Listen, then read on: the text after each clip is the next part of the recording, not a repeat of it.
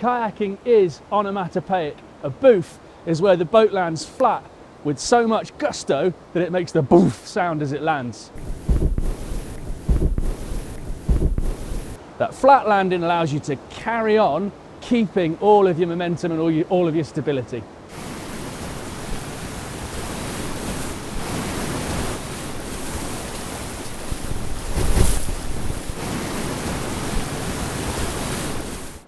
Let's not pigeonhole it with a boof straight line. There's a few ways that you can do this. Obviously you can do it as a straight line.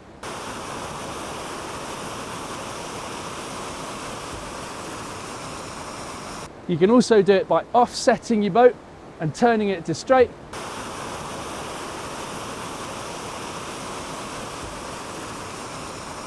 And you can also do it by applying a lot of edge and then flattening everything off as you land.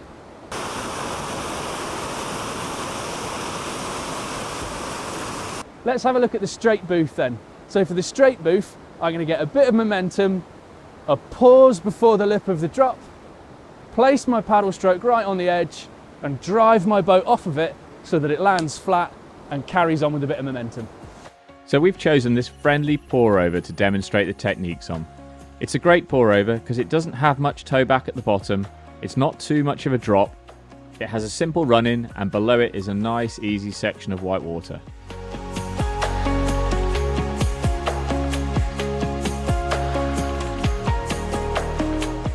Before we apply this technique to whitewater, Chris is going to take us through the movement on flat water. So the straight boof, the acceleration is the movement that's going to get me over a feature and continuing my momentum. To do this, there's several parts to it. There's a setup part where I'm leaning forward and I can feel the connection with those thigh braces increase. There's the plant phase, which is going to be up and by my feet. And then there's the push. For the push, I'm going to be pushing through both feet, aiming to send the boat beyond the paddle. As soon as my backrest comes into contact, I'm sitting back up again and getting ready to paddle away. That would be my landing. Here we go. So I've got my setup, plant of the blade, nice vertical paddle, big push with my feet, and back to sitting up again. We did a very similar exercise earlier in the course when we were looking at timed acceleration strokes. But now we're looking to lift the bow as high as we possibly can with that stroke. And we want as little turning effect from the paddle as possible, so all the energy goes into lifting the bow up into the air. Okay, so let's break that down and have a look at the setup phase. Chris has got his trim right the way forwards at the start before he starts driving with the paddle. This puts him in a great position to be able to put some downwards force to the paddle to lift the bow upwards. It's also preloading the bow, ready for him to throw his weight back slightly to be able to lift the bow. So if we freeze it at this point now, in the power phase of the motion, we can see that he's unweighted the bow by putting his weight back to vertical. He's also thinking about pushing with his feet, really driving the power from that paddle through the feet, lifting the bow up and out of the water. Throughout this practice, we must remember what we're trying to achieve is getting that bow as high as possible. This is going to set us up really well when it comes to doing the boof. The final phase for the landing, Chris has put his trim right the way forwards again, ready to power out of the drop or the feature that he's boofed. This is a great simple exercise to practice on flat water to get the technique dial before taking it to the river. But Chris is now going to run us through the full motion as he goes down the river.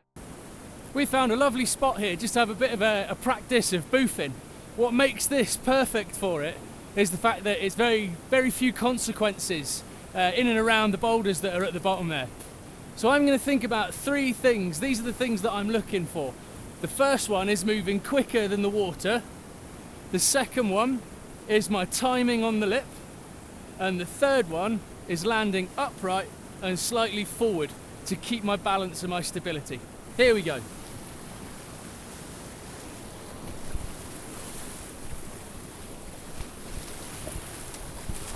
There we go, we're moving. There's my timing, and I'm off. If we take a look at this booth from above, you can see that the kayak stays straight throughout the whole motion. The timing of the key power stroke is probably the most critical part of the booth. Getting that paddle in right on the lip. So just before you go over the drop or feature, you want to plant that paddle right on the lip. If we slow this right down here, what you'll see is that actually the boat is being pulled past that paddle, so it remains on the lip throughout the motion. And it's the boat being fired over the drop or pour over, and the paddle staying in that key position on the top of the lip. On this feature, Chris has chosen to do his power stroke on the right simply because there's more water depth. To help with getting this timing just right, it's important to pause as you're coming towards the lip so that you can time the stroke right on the lip. What I'm going to do now is just wait with that key stroke. There it is.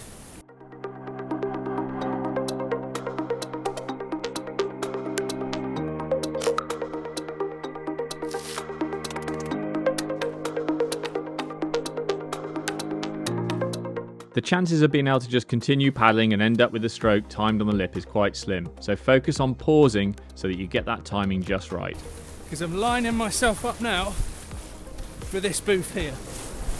Wow, there we go. So next time you're running down the river, try to find a suitable feature to practice this on.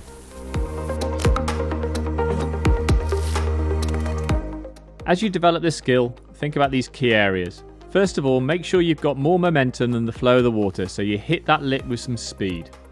The next thing is your posture and trim is critical. Go back to that flat water exercise and make sure you get this all dialed in with the right timing, so you can get that bow to lift as much as possible. It's key to get that power on the lip, so get your timing just right so that you deliver the power to lift the bow right on the lip of the drop or feature.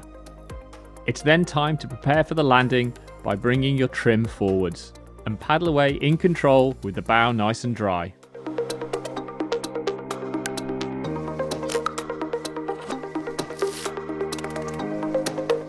In the next lesson, we're going to be looking at the sweep booth.